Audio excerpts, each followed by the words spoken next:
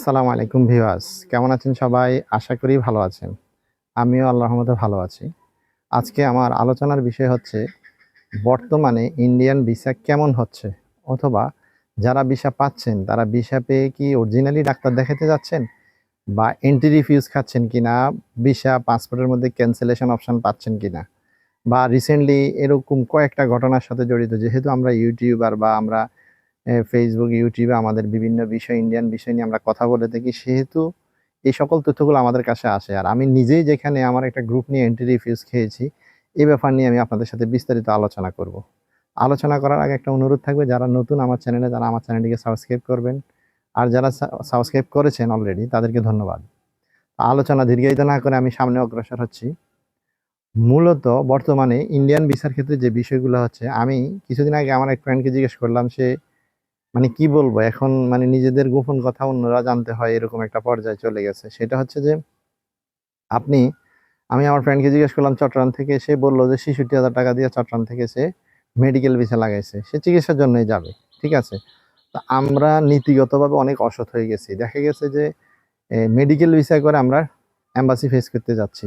যার কারণে যারা এগুলা করতেছে তাদের কারণে যারা অরিজিনালি মেডিকেল ডাক্তার দেখাইতে যাবে তারা এখন মেডিকেল ভিসা পাচ্ছে না। কারণ এখন মেডিকেল ভিসা, এটা কি ইন্ডিয়ান এম্বাসির লোকেরা খাচ্ছে টাকাটা? এটা বা ইন্ডিয়ান থেকে লোকেরা কি আমাদের থেকে টাকাটা খাইতেছে? অর্থাৎ আমাদের এমন একটা নেচার হয়ে গেছে যে আমরা মানে ভিসা লাগাইবো শুনলেই মনে করে যে এম্বাসি ফেস করতে যাবো। তার মানে এম্বাসি ফেস করলে সে যদি পর্তুগালে ১৫ লাখ ১৬ লাখ টাকা দিয়ে যাইতে পারে, তো সে কি তাইলে আমাদেরকে ১ লাখ টাকা দিতে পারে না? মানে এটা মনে করে আজকে ইন্ডিয়ান ভিসার এই কন্ডিশন। না হয় ভিসার ব্যবস্থা ঠিকই ছিল। তারা যেভাবে ভিসা চালু করছে, ভিসা শুধু অ্যাপয়েন্টমেন্টটা পাচ্ছে না। আমি অসংখ্য লোককে দেখছি যারা হাঙ্গেরিতে স্টুডেন্ট ভিসায় গেছে, অথবা এই সুইজারল্যান্ডে গেছে, অথবা নরওয়েতে গেছে, লুক্সেমবার্গে, মানে স্টুডেন্ট ভিসা যারা গেছে তাদেরকে দেখলাম যে তারা অনেকে আমার দোকানে শুধু আবেদন করলো, আবেদন করে স্লটটা তারা কিনছে দালালের মাধ্যমে বা হ্যাকার থেকে স্লটটা নিয়ে নিছে। ধরেন ১১,০০০, ১২,০০০, ১০,০০০ বা ৫,০০০, ৬,০০০ দিয়েও তারা কি করলো, স্লটটা কিনে নিছে। স্লটটা কিনে নিয়ে তারা পাসপোর্টটা জমা দিছে। জমা দেওয়ার পর তাদের বিষয় হয়েছে। তার মানে আপনি এখানে কিভাবে বলবেন? আবার অনেকে বলতেছে কন্ট্রাক্ট ছাড়া বিষয় হয় না। হ্যাঁ, আমি সেটাও দেখতেছি, কন্ট্রাক্ট ছাড়াও হয় না, আবার কন্ট্রাক্ট ছাড়াও হচ্ছে। তো এখন মূলত যে বিষয়টা নিয়ে আমি আলোচনা করব, গত পরশুদিন এক ছেলে আমাকে ফোন দিয়ে বলতেছে, ভাই আমি আগরতলা ইমিগ্রেশন দিয়ে যাওয়ার সময় আমাকে বিভিন্নভাবে জেরা করছে। আমি ডাক্তার দেখাইতে যাব, তবে আমার সাথে পুলিশ ক্লিয়ারেন্স পাইছে। পাওয়ার পর আমাকে তারা এন্ট্রি রিফিউজ মারে দিছে। তো এন্ট্রি রিফিউজ মারার পর উনি আবার কি করলো, পরের দিনেই বেনাফুল বর্ডার দিয়ে গেল। বেনাফুল বর্ডারে গেছে, যাওয়ার পর বাংলাদেশ ইমিগ্রেশন তাকে পার করলো। ইন্ডিয়ান ইমিগ্রেশনে যাওয়ার পর তারা বলতেছে যে তাকে মানে সকল প্রশ্ন করছে। প্রশ্ন করার পর সে ঢুকবে, এই মুহূর্তে তার পাসপোর্টটা হাতে নিচ্ছে, নিয়ে তারা স্ক্যানিং করতে গেছে। স্ক্যানিং করার পর করতে গিয়ে তারা বলতেছে না, আপনাকে ঢুকতে দেওয়া যাবে না, আপনার তো এন্ট্রি রিফিউজ আছে। মানে অর্থাৎ তার ভিসার মেয়াদ এখনো ৩ মাস আছে। তো আমার কাছে অনেকেই প্রশ্ন করে, ভাই আমার ভিসার তো মেয়াদ আছে, আমাকে অনেকে বলছে এই ট্রাভেল এজেন্সি, ওই ট্রাভেল এজেন্সি, এটা বলছে ওইটা বলছে যে ভিসার মেয়াদ আছে, যেহেতু আপনি বিমানে যাইতে পারেন অথবা অন্য পোর্ট দিয়ে যাইতে পারবেন। এটা একেবারে সম্পূর্ণ মিথ্যা কথা। আমি আপনাদেরকে বলবো, যাদেরকে এন্ট্রি রিফিউজ দিছে যে কোনো বর্ডার দিয়েই, ভিসার মেয়াদ যদি আরো ৫ মাসও থাকে, আপনি এই ভিসায় আর দ্বিতীয়বার ইন্ডিয়া ঢুকতে পারবেন না। এটা হচ্ছে সবচেয়ে বড় চরম সত্য কথা। বা আমার যারা সাবস্ক্রাইবার আছেন, ভিউয়ার্স আছেন, যারা আমাকে প্রশ্ন করছেন বা আমাকে কমেন্টস করেছেন যে ভাইয়া আমি কি যাইতে পারবো, আমাকে তো অনেকে এটা বলছে। আচ্ছা, ২ নম্বর বিষয় হচ্ছে অনেকেই বলতেছে এন্ট্রি রিফিউজ খাওয়ার পরে কি আমি আর ভিসা পাবো? অবশ্যই ভিসা পাবেন। এবং আমার কয়েকজন লোকের মধ্যে আমি ২ জনকে দেখছি এন্ট্রি রিফিউজ খাওয়ার পরে সে ভিসা নিছে। কিভাবে নিছে? আমাদের দেশের কি বলবো, ট্রাভেল এজেন্সির লোকেরা বলেন বা দালাল, যেটা ট্রাভেল এজেন্সি পর্যন্ত যাইতে যাইতে ৩-৪ দালাল ঠিক করে ফেলে আপনার ভিসা করে দিবে। একজনে চাইছে ৩.৫ লাখ, কেউ চাইছে ২.৫ লাখ, কেউ চাইছে ১.৫ লাখ। অর্থাৎ আমি বলছি যে তারা ভাবতেছে না যে আপনারা ১০ লাখ টাকা কইতো ইন্ডিয়ান ভিসার জন্য। তো আমরা এদেরকে প্রশ্রয় দিয়ে দিছি। কারণ অনেক সময় এজেন্সি নিজেও জানে না আপনাকে যে এজেন্সির কাছে নিয়ে গেছে, মিডিয়া যে মধ্যস্থকারী, কি এজেন্সি যদি ১০,০০০ টাকা লাভ খাবে, মধ্যস্থকারী আপনার থেকে নিবে ১০ লাখ টাকা লাভ। এটা হলো বাস্তবতা। তো আমি আপনাদেরকে ২ নম্বর প্রশ্ন, আমাকে অনেকেই বলছে ইন্ডিয়ান ভিসার ক্ষেত্রে, ভাইয়া যদি এন্ট্রি রিফিউজ খাই আমি কি আর ভিসা পাবো? আমি বললাম প্রমাণসহ আমি দিতে পারবো। এন্ট্রি রিফিউজের পরে আবার সঠিক কাগজপত্র দেওয়ার পর সে ভিসা পাইছে। মেডিকেল ভিসা সে রিজেক্ট খাইছে, আবার এন্ট্রি রিফিউজ খাইছে, আবার সে মেডিকেল ভিসা করছে। এখনো সে যায় নাই, যদি যায় সেটা আমি জানাবো।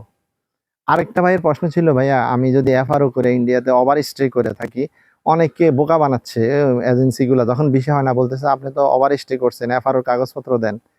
এটা আমার সাথে এক ছোট ভাই আছে, সে ইন্ডিয়াতে 17 দিনে ওভার স্টে করছে এফআরও করে, এফআরওর কাগজও চায় নাই, সেই এরপর আরো 3বার ভিসা লাগাইছে। এবং এখনকার দুর্যোগপূর্ণ মুহূর্ত, মানে এত কঠিন অবস্থায়ও সে ভিসা লাগাইছে, তার এফআরও আসছিল কিন্তু সে ভিসা পাইছে।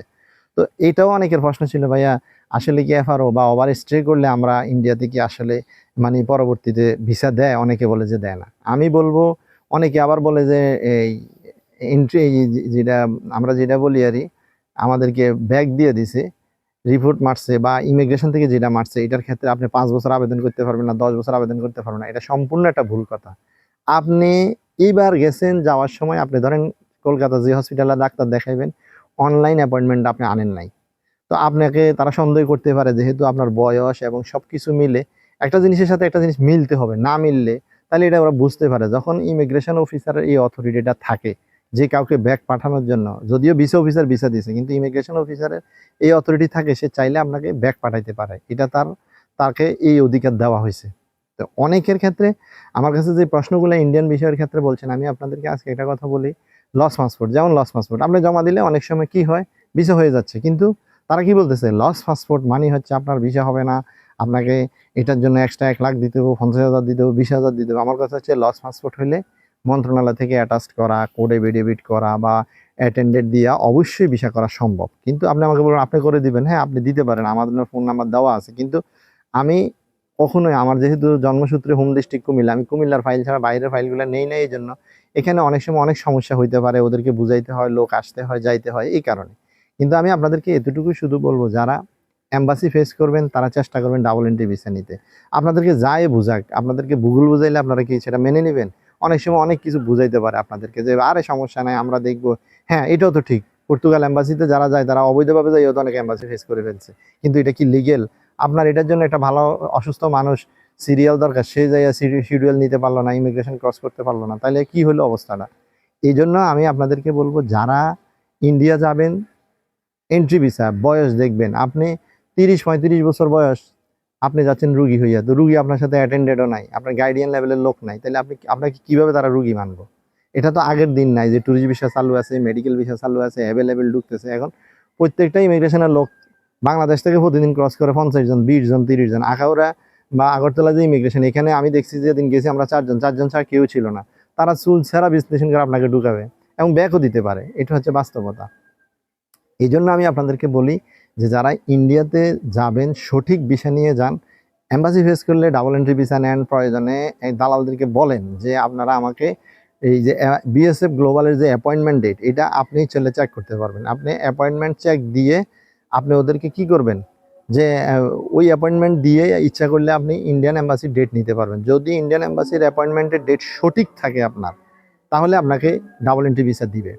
তো আমি মূলত আজকে ভিডিওটা করার পিছনে কারণ হচ্ছে, অনেকে বলতেছে ভাই আমি কি আর ভিসা পাবো, আমি কি আর পাবো না, বা অনেকে বলছে আমাকে যে ভাইয়া আমি তো আগে এন্ট্রি রিফিউজ খাইছি, আমি আরেক বর্ডার দিয়ে কি যাব। আমি বললাম 100% আরেক বর্ডার না, যে কোনো বিমানে গেলেও আপনাকে ফেরত দিবে। যারা বলে যে আপনি যাইয়া ট্রাই করতে পারেন, আপনার টাকাটা লস হবে। এরপরে জিডি এন্ট্রি করার ক্ষেত্রে বাংলাদেশ যদি জিডি করে রাখে, জিডি নাম্বার দিয়ে রাখে, তাহলে আপনাকে জিডি ভাঙাইতে হয়। জিডি ভাঙাইতে, এটা ইন্ডিয়ার ক্ষেত্রে। আবার এমন আছে অনেক সময় আপনাকে বলে দিবে যে না, এখন থেকে আপনারা জিডি ভাঙ্গাইতে হইলে এত নাম্বারে থানায় বা অথবা ইমিগ্রেশন অফিসার আমাদের জিডি ভাঙ্গাইতে হবে, তাহলে সেটা করবেন। কিন্তু আমি আমার কথা ক্লিয়ার করে আপনাদেরকে বুঝালাম, যারা ইন্ডিয়াতে যাবেন সঠিক ভিসা নিয়ে যাওয়ার চেষ্টা করেন। মেডিকেল ভিসায় গেলে আপনারা ধরা খাওয়ার সম্ভাবনা খুবই বেশি। যাই একটার জন্য যাই আরেকটা করবেন, সেটা ধরা খাইবেন। ভাই 2-4 জন বেঁচে আসে, তার মানে আপনারা সেরে যাবেন এরকম না। তো আশা করি বুঝতে পারছেন। ভালো থাকবেন, আল্লাহ হাফেজ, আসসালামু আলাইকুম।